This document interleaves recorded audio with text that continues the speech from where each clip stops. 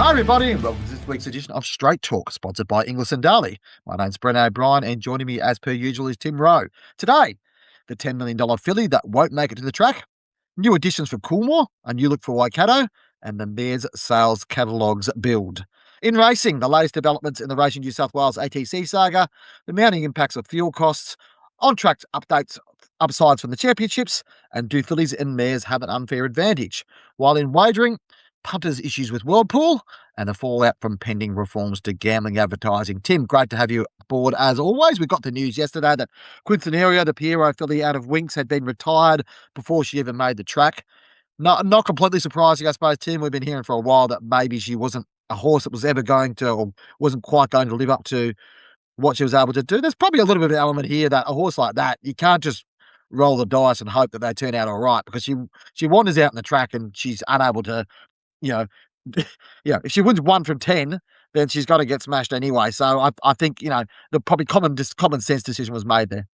That's right. There was talk, before she was even sold, and we were both at that Easter sale. It was quite phenomenal, the number of people that turned up and the mainstream media and attention for weeks in advance of that sale. And, we both bumped into Debbie and Paul Kepitis before she went through the ring, and I did with Paul, and he was concerned someone might outbid them. And I think we all get caught up in the money and the headlines, but what Winx did for Debbie and Paul and her family or their family and the rest of the owners, took them on a ride of a lifetime that has said it's generational mare Winx, and they've got an attachment to it. They're fortunate they've got the financial capacity to keep hold of a filly like that, but it was never about money. It was keeping hold of attachment to that family and to Winx. You never know what can go wrong with horses.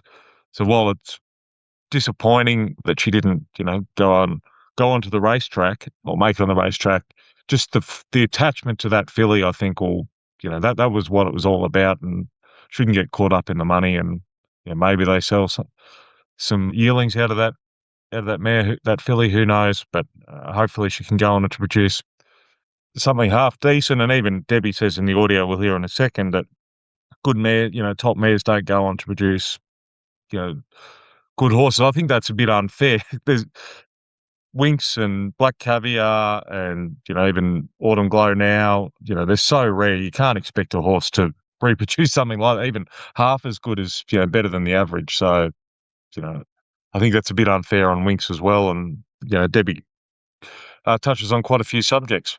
Yeah, she does. We'll get to that audio in a little minute. I guess some of the cynicisms come out. Oh, well, $10 million, what a waste. This is the greatest waste of $10 million in history. Look, Tim, you and I know there's plenty of probably $10 million stallions out there that have been pretty much a bust from the moment that they sort of stepped out. So there's plenty of opportunities. And I guess it's just about context and sort of seeing how this was. I think this filly, regardless, was never going to be able to live up to what Winx was able to do. Winx is a once in a century horse, if that, probably once in a forever horse, like what she was able to do. We won't, like, Autumn Glow maybe Autumn Glow will make a nonsense of this statement in the next 18 months, but like what Winx was able to do would be dominant as she was, put her in such a rare air and rare context. I think, I think some of the cynicism around it, I can understand. And yeah, of course, that, effectively Debbie bought out her other shareholders of the horse through a process which was much publicised. But, that's the nature of how it works. And like, credit to them for putting the horse out there, because it did create great buzz and great sense around it. And yeah, I think, I guess it's easy to sit there and say, well, that's $10 million down the hole, but it's not really, because you're buying generational talents. And I'll give Debbie, Paul, but Debbie in particular, credit. She stood up in front of this and talked about this horse, and she was the face of Winx. She was, in terms of the ownership, because she was probably the most accessible. But they had a remarkable ride with her. And I tell you what, they're not sitting there now going, geez, we wish I hadn't have done that. Like, you can tell, and we'll go to Debbie now, but you can tell in the tone of her voice that, she wanted this horse to be a champion. But when she realised that she wasn't going to live up to anywhere near her mum's ability, then it just wasn't worth, them persisting with her. Oh, look, it was the decision was easy in the end. It's, unregrettable. We wish we hadn't had to make that decision, but, she just wasn't up to it. So when she was being broken in, she jumped around in the paddock and hurt herself, and that was why she took so long Yeah. To sort of get into Chris's system. And look, she was too important. You couldn't have her, not perform at her best. So that we felt that was, more important. And ultimately, she's got a fabulous pedigree. Yep. And when you did buy her, well, I know you were clearly attached to her for obvious reasons, but it wasn't possibly about what she could do on the racetrack. It is a longer term play. Absolutely. She was always a long-term a prospect. Like from the moment she was born, we just had fallen in love with her. And it took a lot to decide to buy her. It took a lot of money to buy her. Yes. But, like we always knew she had the pedigree. And history says that generally really good race mares don't produce fabulous race horses, so on the track. So, that you always have that in your mind. You know that there's a chance that they won't live up to their expectations. We really would have loved to have taken her to the races, but you just don't want anything happening to her, that would look detrimental to racing, if nothing else. Yeah. So have you thought about a maiden mating for? No, that hasn't even entered our heads yet. That'll be something that we'll contemplate over the next couple of months. We're not going to rush into it. We want to see her settle in the paddock as a broodmare and see that she lets down all right, or whether we need to give her another year off. But no, ultimately, the five of us will nut that out in the next 2 to 3 months. Correct me if I'm wrong, but you do have, because I think you've got the Coolmore Colt Syndicate, so presumably shares in Home Affairs and There's Shinzo, Switzerland. but you've also got, a lot of other fabulous sires, and Coolmore's now bringing Delacroix down. Yeah. You'd have to look. It's not a quick decision, and ultimately, it's stick a pin in the wall and decide that way too. Yeah. Obviously the Schnitzel colt unfortunately had to be withdrawn from the Easter sale. Oh yes, how annoying was that? Look, he just had a hiccup in his prep, and you can't take. Look, you wouldn't have taken any horse. Yep. That was a little bit, suspect for the sale. You want them to be at their best. So he needed a few months, and he'll be right again. Well, how do you sort of go about selling him, or buying other partners? No idea. Yeah. We're just getting back to being perfect. Yep. And we'll see what time frame that is and make that decision then. That's a group ownership decision. It's not mine. Ultimately, we're not a racing group anymore. Yeah. But look, that's a decision for down the track. It's speculation, and I don't like speculation. Yeah. And Winx, how's she herself? Where's she at? She's looking fabulous. She actually glows when she's in foal, and look, she's as happy as she's ever been, and we're really looking forward to seeing, do we get a filly or colt out of by Too Darn Hot? It'll be exciting to see the next baby she produces. Yeah, and probably can't answer this right at the moment, but would she go to stud again this year, or at the moment, unfortunately, well, you've given her years off for obvious reasons. That yeah. Look, that's another group decision. I think personally, if my 2 cents, I'd give her a year off. But there's a whole group of us, and we all have to sit down and chat about that. There's no right or wrong to that decision. She would only ever go back if she was healthy and happy. So, there's a lot to play out before we even have to go to that decision. Yeah, so interesting one there. Great, always good to hear from Debbie Kepitis, and again, I'll give Debbie a credit. she's always put herself forward, happy to talk to the media. And there's probably a lot of people in this situation who might have sat there and said, "Nah, we'll go quietly," or just tick her over into the retired box on Racing Australia, and nobody will sort of notice, and it'll be a blip on the radar. But she's happy to talk about it and happy to talk about what's coming forward in the future. And some exciting things there going forward with the Schnitzel Winx Colt, which obviously didn't sell at Easter, but it'll be interesting to see what happens with him, where he ends up, and even with Winx herself, with what going forward, Tim. So there's this story in terms of the next generation of Winx has only just begun. It's not just the old cynical sort of like, great mares don't produce great racehorses. It's just, we could talk about it till the cows come home, but it feels to me like, there's a lot more to come in this narrative yet. We'll move on now, Tim, to talk about obviously it's stallion roster time. We get a lot of announcements at this time of year, probably in the next month throughout April. We'll probably have one a day across this period from the major studs, and the other studs talking about either stallions that they're standing for the first time or announcing their fees. There's plenty of sort of to look around this, but it was interesting to see earlier in this week Coolmore come out and confirm that Delacroix is coming out to Australia, son of Dubawi. I would think probably a bit like the enthusiasm for shuttle stallions in Australia is probably greater than it was 5 or 6 years ago, Tim. Is that probably fair to say? Yeah, well, I guess Too Darn Hot's got a fair bit to do with that, and Gaius, Dali, have had a bit of success at the moment with some really successful shuttle stallions. So I guess that puts them on the radar, and they do bring different pedigrees, in this Danehill centric stud book that Australasia has really. So that's part of it. Yeah, Delacroix is an interesting addition to the ranks, I guess. Yeah. Yeah. We've also got Waikato confirming their fees yesterday.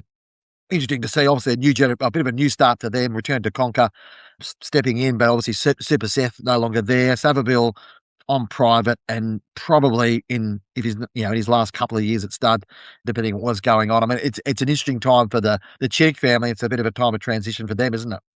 Yeah, I've spoken to Mark Chittick multiple times in the last few months before the sale of Super Seth, after, and even at East, subsequent to Easter sales and different things like that.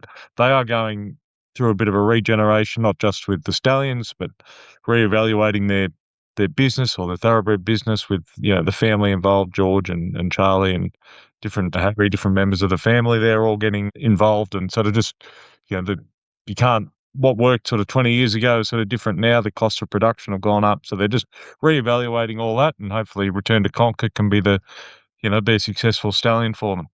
And we've also got Swettenham confirmed their fees early. I think it was late last week. Toronado.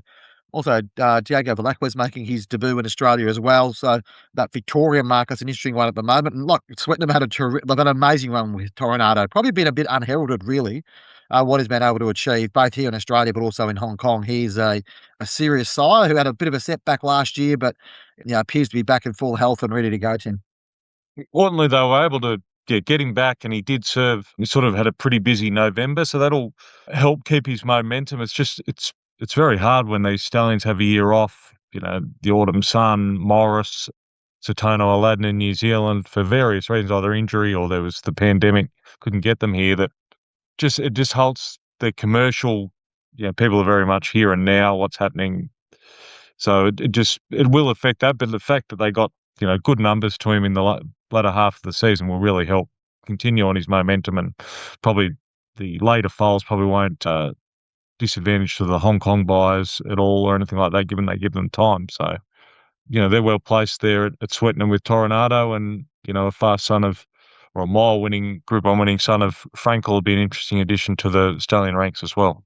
Yeah, and obviously, Tim, we're building towards the mare sales, and only about, I think, 4 weeks away today until the chairman's sale, and we've also got the Magic Millions Broodmare sale. The chairman's sale confirmed Cheyenne joining the ranks of the chairman's sale this week as a supplementary. The 2-year-old, which is an interesting one, but also a trio of Tiaco mares set for sale on the Gold Coast, where it's kind of interesting. We're getting this notion now, I suppose, of release these catalogues, Tim, which is fine how they want to do it, but it feels like we're going to get released lot by lot. But that's fine. That's obviously helps gather greater attention for the mares involved, and it's part of the marketing strategy of the sales companies.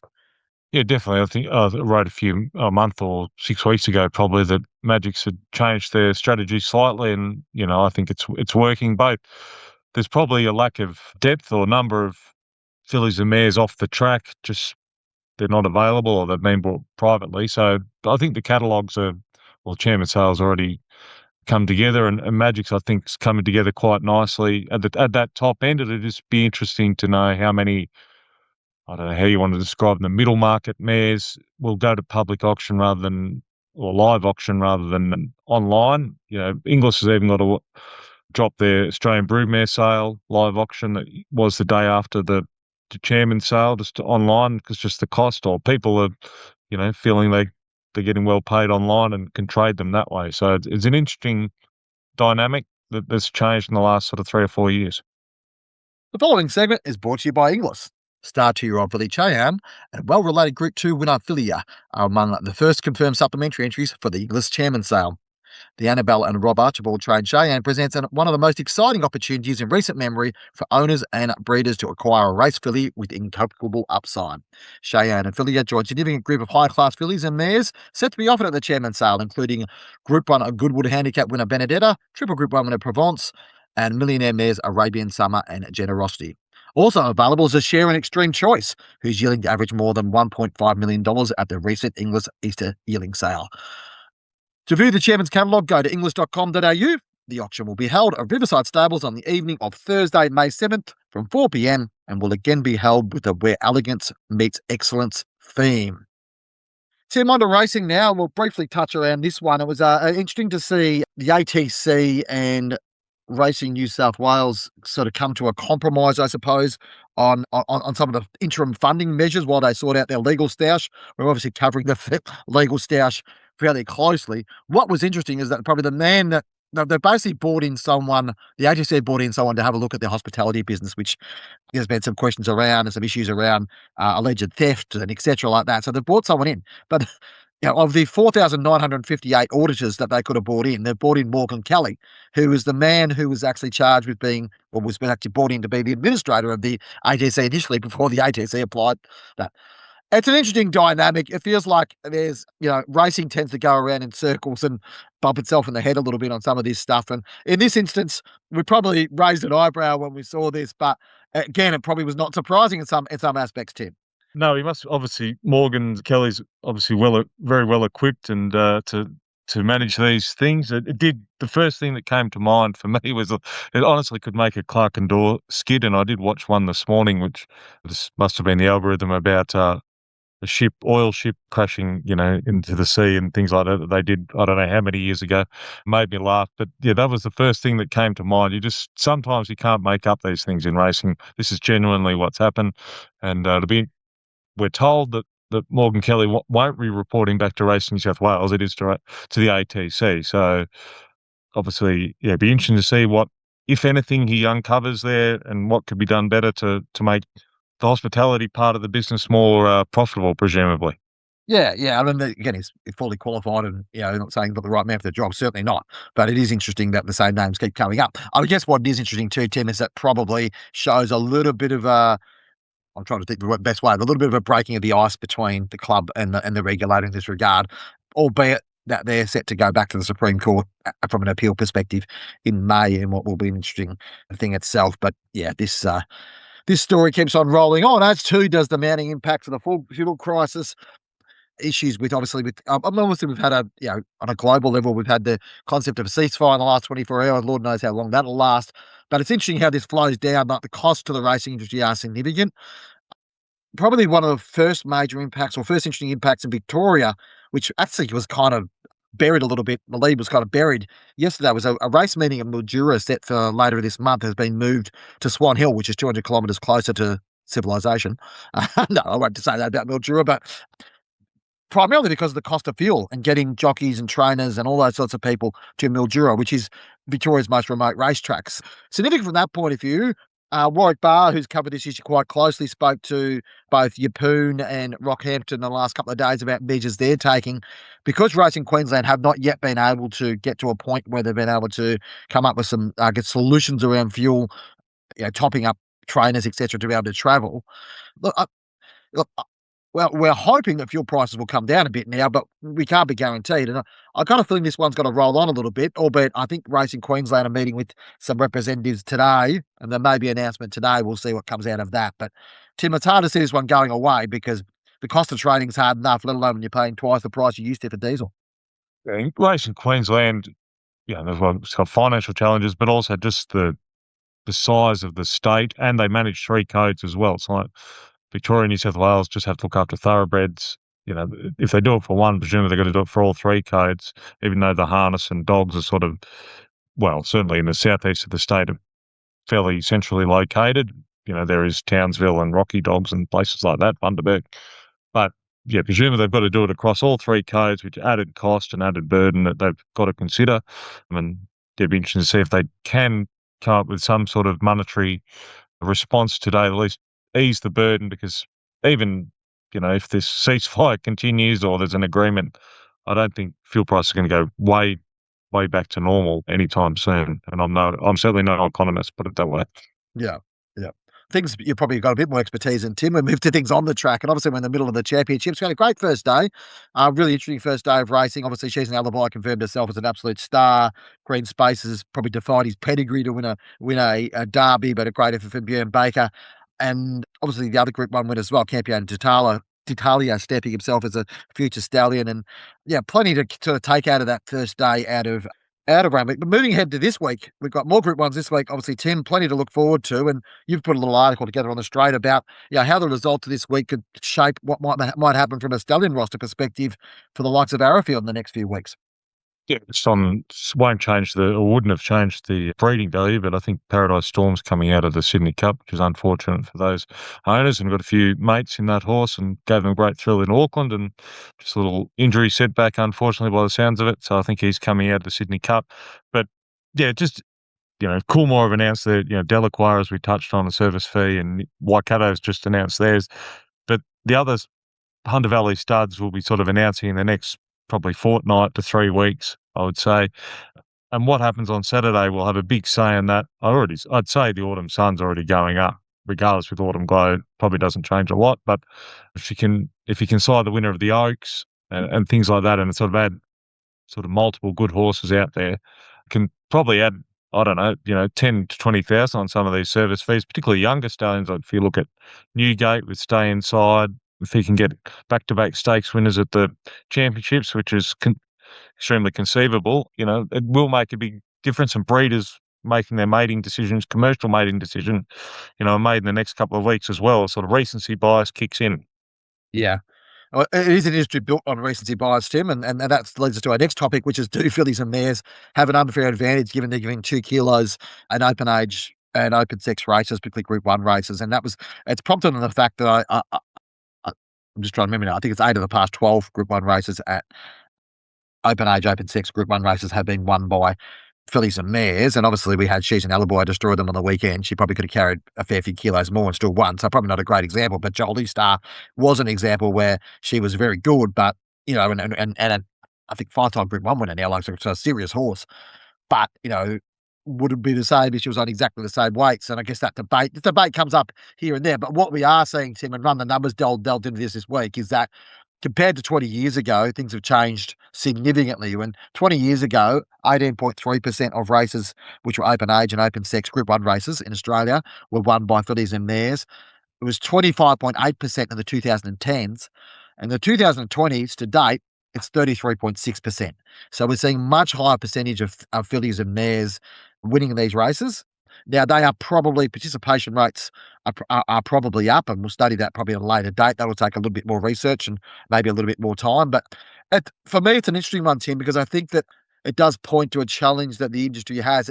Whether or not it's a factor or not, I do think it needs to be studied, looked at, discussed, and worked out what the path is forward, because more and more people are coming out with this concept that perhaps, it's unfair for the fillies and mares to have that 2 kilo advantage.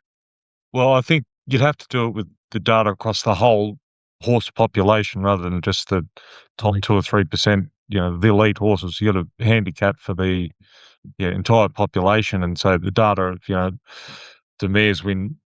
fillies and mares win more benchmark 58s than they used to, and things like that. That's, you can't just handicap for the best horses. I think that would skew it. So that's my first point. Is this a longer term trend? I guess your article says maybe, but is that because of steroids that the geldings don't have? I saw a couple of suggestions about whip rules have made a difference. Who really knows? But I don't think the handicappers, or they should change. And it is an international standing as well, that they go and change that just for the best horses, when it'll affect the betting market significantly. I would have thought if they made a difference across the board and reduce it to 1.5 kilos or a kilo or whatever it is, that would significant effect on the betting markets, whether positive or negative, I'm not sure. Yeah, there's a bit to play out in that too, and it's probably been skewed in the last 15 years by the fact we've had champion mares like Winx, Black Caviar, Very Elegant, Via Sistina, these horses that won a lot of Group 1 races and have come back and won repeated Group 1 races over the journey, and that's probably sparked for discussion. I do think it's a discussion worth having, but also I think we've got to move beyond a debate on social media and actually, probably have some form of way to actually analyse this. The following segment is brought to you by Darley. Darley stallions continue to shine at the recent Easter yearling sale. Too Darn Hot had a record sale with a best price of $2.2 million and an aggregate sales of over $7 million. Adamo grossed nearly $5.3 million with a top price of $900,000 for his first crop of yearlings. Street Boss, Pinatubo, Blue Point and Bivouac also hit the board. And little wonder, Darley stallions have sired 1 in 5 Group 1 winners this season and 1 in 6 stakes winners. So you're seeing at the very top, you're seeing it week in, week out, and you're seeing it right there in the catalogue. Choose Darley. Right, now to wagering, Tim, and an article I'm actually working on at the moment, which will probably go up on the straight mid-Thursday at this stage, so it'll probably be up by the time this podcast is up. I've been going through, this discussion about the whirlpool, like it's another one that's probably a favourite of the social media set, but it is a factor, and it's something we've been talking about for a while. I know you and I probably every Saturday, one of our chat groups often comes up here, but the number of times that significant discount on Whirlpool compared to what's on fixed odds. I've been through the numbers, Tim, which I love to do, as you know. There've been 18 Australian Group 1 races in the run involved the Whirlpool this spring, and only 4 times has the Whirlpool dividend been higher than for the winner, Whirlpool dividend being higher than the fixed odds dividend. Now, that's to be understood because obviously Whirlpool takes a higher percentage out. Fixed odds operates, I've just got the numbers here in front of me, 116.4% is the average market percentage of tab fixed odds, because I did it with the tab comparison, compared to 122.8% for Whirlpool if you go across those markets. So that's probably not surprising. What is interesting is, this is a stat that I pulled out, right? So there's been 192 Group 1 starters in those 18 races, right? So if you go through all those races, 192 Group 1 starters. 53.6% started at better odds on Whirlpool than they did on fixed odds, while 40.1% started at a shorter price. There was 12 starters who were at the same price. So on that basis, Whirlpool offers better odds on the longer odds horses. What is fascinating, Tim, is of those 18 winners of those races, 11 of those have been won by horses whose Whirlpool price was at the greatest discount to the offer from fixed odds. We've had a higher number of favourites win races, but I guess, Tim, is this just the fact that the nature of favoured markets, or does it point to broader concerns about Whirlpool and I guess how Australians perceive it? I mean, what's your sort of take on this? Well, it'd be interesting if Tabcorp are lobbying the Jockey Club to sort of lower the takeout. Obviously, over there in Hong Kong, bigger punters get a rebate. We know the big syndicates get a rebate from Tabcorp anyway, and the Jockey Club. So their price, they're actually getting a better price. But what I will say, this is not unusual. When punters bet into the tote, they know the game, they know the percentages and if you're backing a favourite or a horse ridden by Zach Purton or James McDonald or a well-known horse, by and large, almost certainly it's going to start shorter on the Whirlpool. So no one's forcing you to bet there. There's fixed odds. You can bet elsewhere. There's Betfair. So there's plenty of options open to the punters. So in that way, I don't feel sorry for them. You know what you're in for. It's like when people blow up about deductions. No one's forcing you to bet before scratching time or anything like that. I know there's some overs and people are very good at knocking those off early, but by and large, you're probably better off waiting for the last 10 minutes anyway. So there's a lot of gripes that you can have in this game, but again, it comes down to personal preference and choice. choice at the end of the day, and you do have choice over here where Hong Kong punters don't. Yeah, I think $1 and $6 in Australian racing is currently spent on parimutuel betting. So it's a small part of the market, but it's quite a high profile part. I think mainly because if you flush the odds up after the race, we see the tote odds straight away. The only thing is for me is that, and obviously the national tote will be a different product because it'll have different margins associated with it and it'll be less of a cut going through.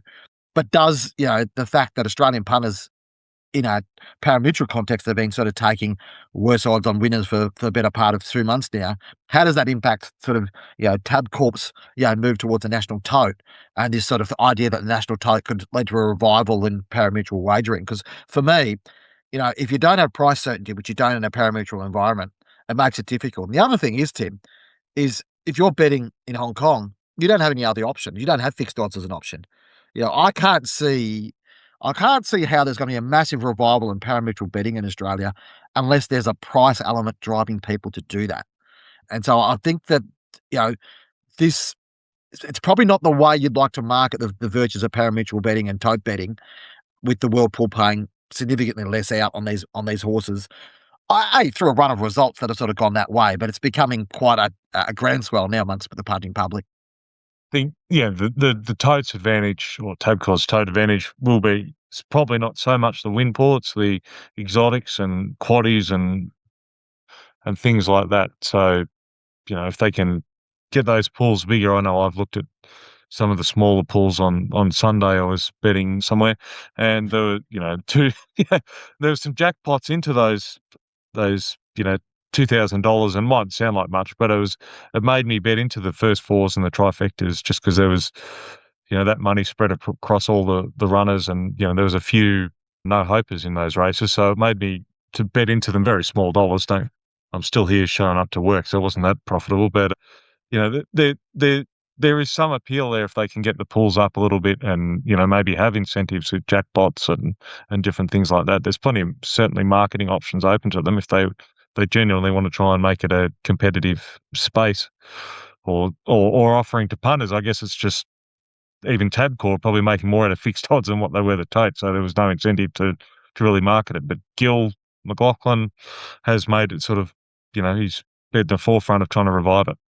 Yeah, and it'll be interesting to see how that plays out. And I think, yeah, I mean that you're right that perhaps the win and place, becomes, or win betting becomes the domain of fixed odds, or has become the domain of fixed odds anyway. But maybe that's not where the market share might be. And yeah, I mean there is, I guess price certainty is something that people will move towards. But anyway, interesting and part of that.